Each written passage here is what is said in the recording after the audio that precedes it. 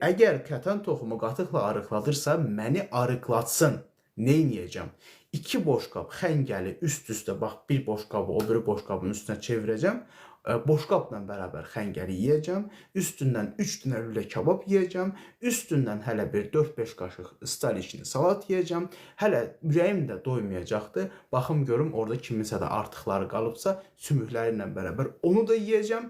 Üstündən də kətan toxumunu qatıq yeyəcəm və yatacam.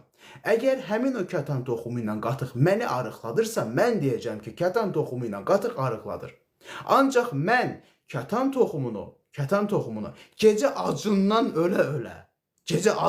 ölə-ölə, bax, belə timsah göz yaşları tökə-tökə, qarnım mənlə danışa-danışa, onu bax belə iyrənə-iyrənə yeyib yatıramsa da, bax, o hal məni arıqladır. Bəs da kətan toxumu, nə bilim, o, bu. Siz onu hansı formada, necə istifadə etdiyinizdən hər şey asılıdır.